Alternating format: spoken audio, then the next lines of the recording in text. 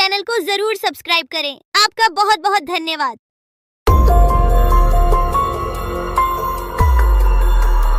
बहुत साल पहले की बात है। लक्ष्मीपुर के जंगल में एक पुरानी झील थी। वहां दिन में तो कोई घटना नहीं होती, पर थोड़ा सा भी अंधेरा छाते ही वह झील एक खूनी झील बन जाती। उस दौरान जो भी जानवर उस झील पर पानी पीने आ जाता वह जिंदा वापस नहीं आता। कहाँ जाता आज तक किसी को उसका पता नहीं चला था। यही वजह थी कि जंगल के सारे जानवरों ने, यहाँ तक कि जंगल की राजा शेर ने भी उस झील को खूनी झील घोषित कर दिया था। अब पूरे जंगल में कोई भी शाम को उस झील की तरफ जाने की हिम्मत नहीं करता था।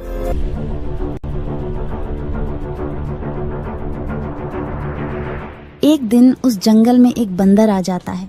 उसकी और खरगोश की मुलाकात होती है। अरे बंदर भाई, कौन हो तुम? पहले तो तुम्हें इस जंगल में कभी नहीं देखा। खरगोश भाई, आज तक मैं शहर में इंसानों के बीच चिड़ियाघर में था। किसी तरह आजाद होकर आया हूँ। क्या इस जंगल में मेरे रहने के लिए कोई जगह है? हाँ बंदर भाई, ये हम जैसे जानवरों का घर है, इंसानों का चिड़ियाघर नहीं। आओ, मैं तुम्हें पूरी जंगल की सैर करवाता हूँ, सारी जगह के बारे में बताता हूँ। जो जगह पसंद आए वहीं टिक जाना। और खरगोश बंदर को पूरा जंगल घुमाता है। हाथी, जिराफ जैसे कई जानवरों के रहने की जगह ही नहीं, वहाँ के राजा शेर की भी गुफा दिखाता है, पर उस खूनी झील के बारे में ना बताता है और ना उसे वह दिखाने ले जाता है। बंदर वहीं बरगद के एक बड़े से पेड़ को अपने रहने के लिए पसंद कर लेता है। वहां रहते हुए अभी उसे 2 दिन ही गुजरते हैं कि तीसरे दिन शाम को घूमता हुआ वह उसी खूनी झील के पास पहुंच जाता है। अरे वाह, कितने सुंदर झील है। जी तो करता है ठंडे ठंडे पानी में कूद कर नहा लूं, लेकिन सर्दी होने का डर है। चलो आज सिर्फ ठंडा ठंडा पानी से अपना प्यास ही बुझा लेते हैं।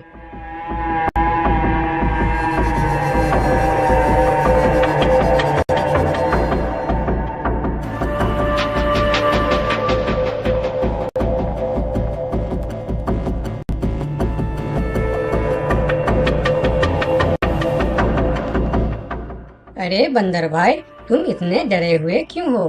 कहाँ से आ रहे हो? झील में पानी पीने गया था और जिंदा वापस आ गए। क्या मतलब? तुम्हें पता नहीं? वह इस जंगल की खूनी झील है। शाम होने पर कोई भी वहाँ जाता है तो जिंदा वापस नहीं आता। उसकी लाश का भी पता नहीं चलता कि वह कहाँ गायब हो जाती है। इसीलिए शाम होते ही कोई भी उस खूनी झील की तरफ नहीं जाता। ये हमारे राजा का आदेश भी है।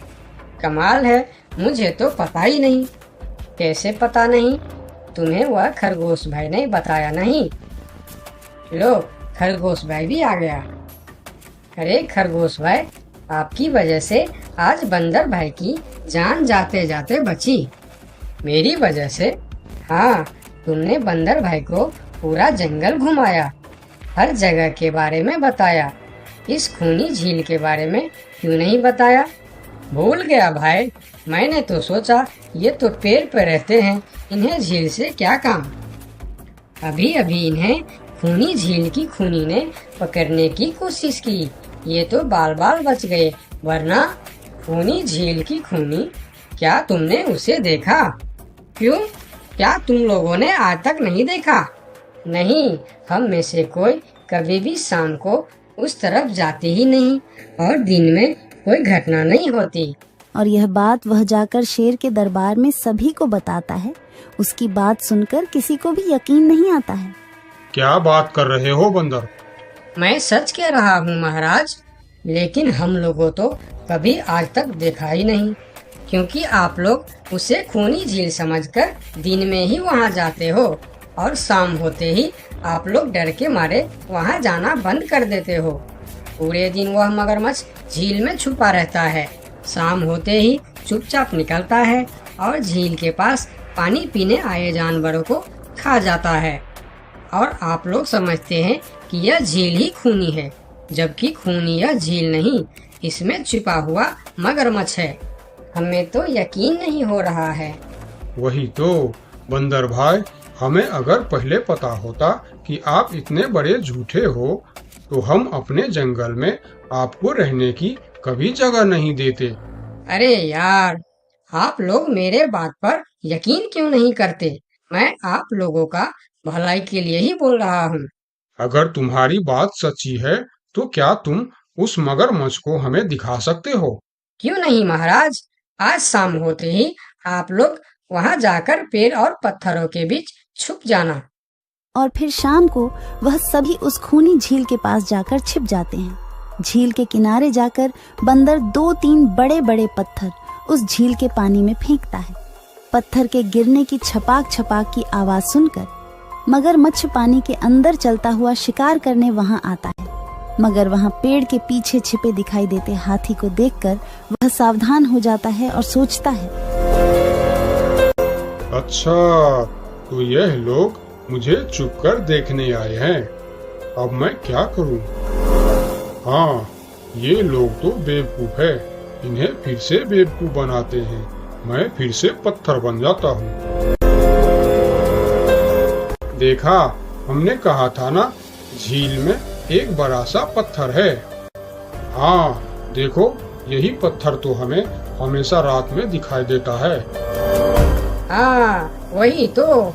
ये पत्थर सिर्फ रात को क्यों दिखता है, दिन में क्यों नहीं दिखता, कभी सोचा है? हाँ, रात को चंद्रमा की वजह से पानी में ज्वार आता है तो वह पत्थर ऊपर हो जाता है। दिन में ज्वार नहीं आता तो पत्थर पानी में डूबा रहता है। उनकी बेवकूफी भरी बातें सुनकर बंदर परेशान हो जाता है। अरे यार, तुम लोग भी ना समझते ही नहीं। ठीक है, चलो एक काम करते हैं। तुम लोगों को लगता है ना कि वह बड़ा पत्थर, कि वह बड़ा ही मजबूत पत्थर है। अगर यह खुद ही बता दे कि यह एक मजबूत पत्थर है तो मैं भी मान जाऊंगा और अभी गुलाटी मारते हुए झील में छलांग लगा दूंगा और तैरता हुआ इस तरफ से उस तरफ चला जाऊंगा। यह सुनकर मगरमच्छ के मुंह में पानी आ जाता है। लगता है आज बंदर का नरम नरम मांस खाने का मौका मिलेगा। वैसे भी ये सारे जानवर बेवकूफ है। आज तक मुझे पत्थर ही समझते आए हैं। मैं पत्थर हूँ, मैं मजबूत पत्थर हूँ। सुना आप लोगों ने? ये कैसे आप लोगों को बेवकूफ समझता है? अरे पत्थर भी कभी बोलते हैं क्या? अब सभी की समझ में बंदर की बात आ जाती है। रात भर सभी शेर राजा की गुफा में मीटिंग करते हैं। बंदर सही कह रहा था। यह मगरमच्छ जरूर कहीं दूसरे जगह से हमारे जंगल में आ गया है। लेकिन अब क्या करे? अगर धरती पर होता तो मैं उसे धूल चटा देता था, लेकिन पानी में हमारा शक्ति कम हो जाती है। तो क्या इससे हमें कभी छुटकारा नहीं मिलेगा महाराज? मेरे ख्याल से तो नहीं। मिलेगा महाराज। ये पानी में भी रहेगा, हमें देखेगा भी, मगर वह कुछ कर नहीं पाएगा। ये कैसे हो सकता है? हो सकता है हाथी भाई। बस आप लोग मुझे 2 बड़े बड़े रस्सी दे दो। रस्सी का क्या करोगे? मैं शहर के चिड़ियाखाना में था तो एक एक तरीका सीखा है जानवरों पर कब्जा करने की। हम इस पर कब्जा कर लेंगे। और बंदर को 2 बड़ी बड़ी रस्सी लाकर दी जाती है। फिर बंदर उन सभी के साथ रस्सी लेकर उस खूनी झील पर पहुंचता है।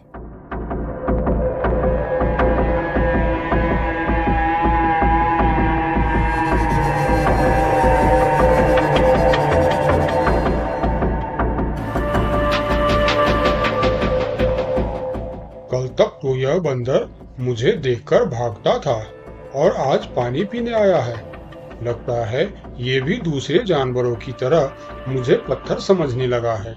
अभी इसे अपना निवाला बनाता हूँ।